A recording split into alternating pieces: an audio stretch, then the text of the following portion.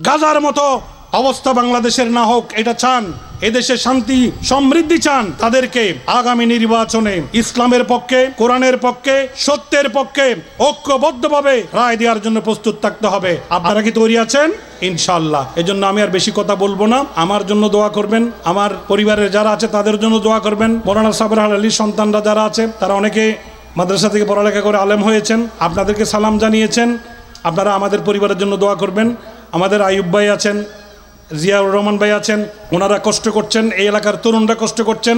এই এলাকার তরুণদেরকে আমি অনুরোধ করব, আপনারা ঐক্যবদ্ধ থাকেন, কাজ করেন এলাকার উন্নয়নে, সত্যের পক্ষে, সুন্দরের জন্য যে কোনো পদক্ষেপ নেবেন। যে কোনো প্রয়োজনে যদি আমাদেরকে ডাকেন, আমি ছোট মানুষ, আপনাদের সাথে আমি থাকব, আপনাদের প্রোগ্রামে আসব। আপনাদেরকে আর্থিক, শারীরিক, মানসিক যে কোনোভাবে সহযোগিতা দরকার, ইনশাল্লাহ আমার এই প্রিয় এলাকা সদাহার বহনামুরার মানুষদের সাথে আমাদের যে আত্মার আত্মীয়তা, আমার ভাই আমার বাবার সাথে যে সম্পর্ক ছিল আলেম হিসেবে, তাদেরকে আপনারা ভালোবাসতেন। আমি আল্লাহর কাছে দোয়া করি এই সব আলেমদের সাথেই আল্লাহ কিয়ামতের ময়দানে আপনাদের হাসর করার তৌফিক দান করুক। এই বহনামুরা আমার প্রিয় সদাহার একটি গুরুত্বপূর্ণ এলাকা, কিন্তু আমি আমার জীবনে এখানে আসার সুযোগ হয়নি। আপনারা শুনেছেন আমার দাদা মৌলানা মরহুম বশিরুল্লাহ সাহেব এই এলাকায় প্রতিনিয়ত আসতেন। আমার আব্বা মৌলানা মরহুম আহমদুর রহমান সাহেব তিনিও প্রতি বছর আসতেন। আলী আহমদের আম্মাজান এবং আলী আহমদের বিটাতে একটা মাহফিল হতো প্রত্যেক বছর ওনারা আসতেন। সর্বশেষ আমার মেজো ভাই চুনতি হাকিমি আলী মাদ্রাসার ভারপ্রাপ্ত অধ্যক্ষ মৌলানা সাবের আলী সাহেব এখানে মাহফিলে আসতেন। অর্থাৎ এই বহনামুরার মানুষের সাথে আমাদের পরিবারের সাথে একটা আত্মার আত্মীয়তা, অন্তরের সম্পর্ক, এটা আল্লাহ রসুলের পক্ষ থেকেও এই ধরনের সম্পর্কগুলোকে মেনটেন করার কথা বলা হয়েছে। সেই তাগাদা থেকেই আজকে আমি এসেছি। তবে এক্ষেত্রে আমার ছোট ভাই আইয়ুব আমাকে খুব বেশি অনুপ্রাণিত করেছে, এজন্যে আজকের মাহফিলে আমি এসেছি। আমি এখান থেকে চট্টগ্রাম চলে যাব। যাক, বহনামুরার সম্মানিত এলাকাবাসী, আপনাদের এখানে আজকে মাহফিলে এসে খুব ভালো লাগলো। এই এলাকার মানুষরা ঐক্যবদ্ধ, ইসলাম প্রিয়, শিক্ষিত হয়ে উঠছে এবং মানবতার পক্ষে, দ্বীনের পক্ষে, সত্যের পক্ষে কাজ করছে। এটা দেখে আমার খুব বেশি ভালো লাগছে, কারণ এটি আমার এলাকা, সদাহা ইউনিয়ন, আমার জন্মভূমি, আমার প্রিয় এলাকা। এই এলাকার মানুষগুলো যে সত্যের পক্ষে আছে, ন্যায়ের পক্ষে আছে, ঐক্যবদ্ধ আছে, এটা দেখে আমার ভালো লাগছে। আমি আল্লাহর শুকরিয়া আদায় করছি। সম্মানিত এলাকাবাসী, বড় বড় আলেম ওলামা এসছেন, ওনারা কথা বলবেন।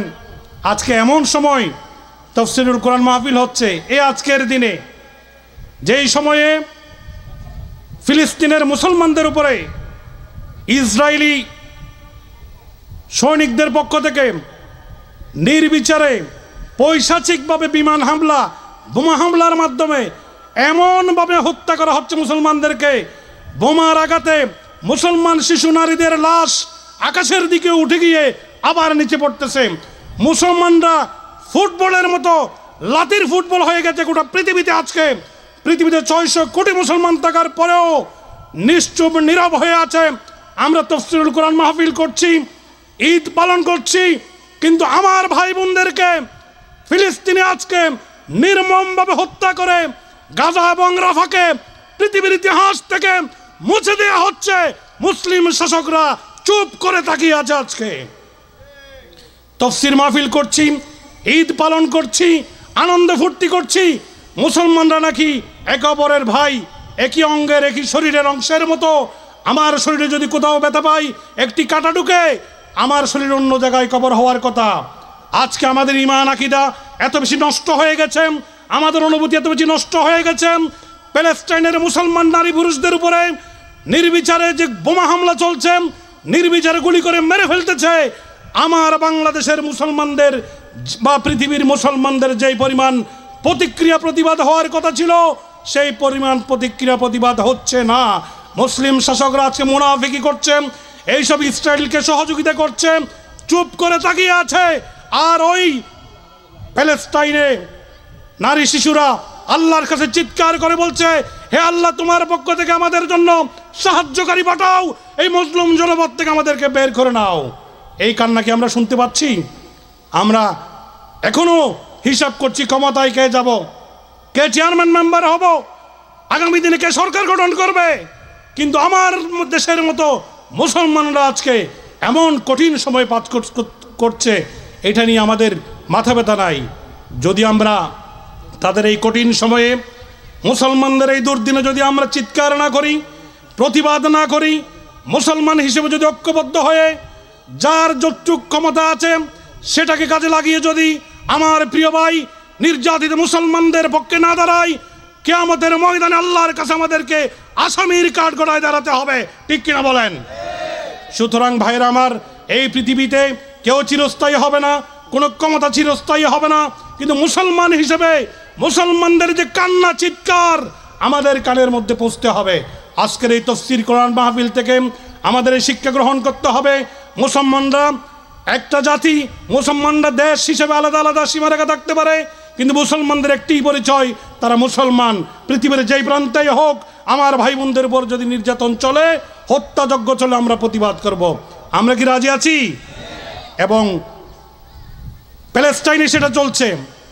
আমাদের পার্শ্ববর্তী রাষ্ট্র ব্রাহ্মণ্যবাদী ভারত এই বাংলাদেশকেও একইভাবে গাজার মতো, প্যালেস্টাইনের মতো মুসলমানদেরকে এইভাবে নির্বিচারে হত্যা করার জন্য, আগামী দিনে পরিস্থিতি সৃষ্টি করার জন্য ষড়যন্ত্র করছে। করছে না? করছে। এবং ইন্ডিয়াতে আমাদের মুসলমান ভাই বোনদের উপরে নির্যাতন চলছে। সুতরাং শুধু শুধু খাইলেন আর ঘুমালেন, নিজেদের মধ্যে রাজনৈতিক তর্ক করলেন, দলবাজি করলেন, আগামী 5 বছর পর কি হবে, 2 বছর পর কি হবে, সেই খেয়াল যদি আমাদের না থাকে, তাহলে আপনার আমার জন্য গাজার মুসলমান, রাফার মুসলমানদের মতো করুণ ভাগ্য, করুণ পরিণতি অপেক্ষা করছে। আমরা কি সেই পরিণতি চাই? না। আর সেটা যদি না চাই, বাংলাদেশের মুসলমানদের দৃষ্টি আকর্ষণ করে বলতে চাই, আমার সাতকানিয়া সদাহার মুসলমানদের দৃষ্টি আকর্ষণ করে বলতে চাই, অনেক বিভেদ হয়েছে, অনেক দলবাজি হয়েছে। এখন কোনো দলবাজি, কোনো ধরনের বিভেদ নয়। কোরআন এবং হাদিসের ভিত্তিতে আল্লাহর দেয়া বিধান বাংলার জমিনে প্রতিষ্ঠার জন্যে ওই হুদাদ্রোহী মতবাদের বিরুদ্ধে, এই আমেরিকা, ইসরায়েল এবং ভারতের বিরুদ্ধে সকল মুসলমান ঐক্যবদ্ধ হওয়ার জন্য প্রস্তুত আছেন কিনা আপনারা? সুতরাং এটাকে রাজনীতি বলবো না। মুসলমানদের রাজনীতি একটাই, মুসলমানরা কোরআনের আইন চাই, মুসলমানরা হাদিসের আইন চাই, মুসলমানরা ইসলামী শাসন চাই। মুসলমানদের জন্য, সত্যিকার মুসলমান যারা দাবি করে, তাদের জন্য অন্য কোনো আইনের পক্ষে, অন্য কোনো মতবাদের পক্ষে কাজ করা, স্লোগান দেয়া জায়েজ নাই। এটা বিশ্বাস করেন? এটা যদি হয়, আমার মনে হয় বেশি কথা বলার দরকার নেই। আমার কথা একটাই, আমরা যাই করি না কেন, পৃথিবীতে কোথায় কি হচ্ছে, মুসলমানদের কি অবস্থা, বাংলাদেশের যে রাজনীতি হচ্ছে, অনেক কিছুই দেখতেছেন আপনারা। এই রাজনীতিকে শুধু অমুক ক্ষমতায় আসবে, নির্বাচন হবে কি হবে না, এই খেলা মনে করলে হবে না। বাংলাদেশকে নিয়ে গোটা জিওপলিটিক্স, বিশ্ব রাজনীতির খেলা শুরু হয়েছে। আমরা যদি সিদ্ধান্ত নিতে ভুল করি, আমরা যদি ঐক্যবদ্ধ না থাকি, 2 দিনের চেয়ারে বসার জন্য, ক্ষমতায় যাওয়ার জন্য যদি একে অপরের পিছনে দাঁড়াই, ক্ষমতায় যাওয়ার জন্য যদি যারা ইন্ডিয়াকে গালি দিতাম, ভারতের বিরুদ্ধে ছিলাম, তারা যদি মুখের মধ্যে কুলু ফেটে থাকি, ইন্ডিয়ার বিরুদ্ধে যদি একটি কথাও না বলি, হুদাদ্রোহীদের বিরুদ্ধে যদি আমরা কথা না বলি, তাহলে আমরা মুনাফেক হয়ে থাকব। এই জন্যে মুসলমানদের আজকে যারা এই দেশকে ভালোবাসেন, মুসলমানদেরকে ভালোবাসেন, এদেশের স্বাধীনতা, সার্বভৌমত্বকে নিরাপদ করতে চান, গাজার মতো অবস্থা বাংলাদেশের না হোক এটা চান, এদেশে শান্তি সমৃদ্ধি চান, তাদেরকে আগামী নির্বাচনে ইসলামের পক্ষে, কোরআনের পক্ষে, সত্যের পক্ষে ঐক্যবদ্ধভাবে রায় দেওয়ার জন্য প্রস্তুত থাকতে হবে। আপনারা কি তৈরি আছেন? ইনশাআল্লাহ। এজন্য আমি আর বেশি কথা বলবো না। আমার জন্য দোয়া করবেন, আমার পরিবারের যারা আছে তাদের জন্য দোয়া করবেন। মৌলানা সাবর আলীর সন্তানরা যারা আছে, তারা অনেকে মাদ্রাসা থেকে পড়ালেখা করে আলেম হয়েছেন, আপনাদেরকে সালাম জানিয়েছেন।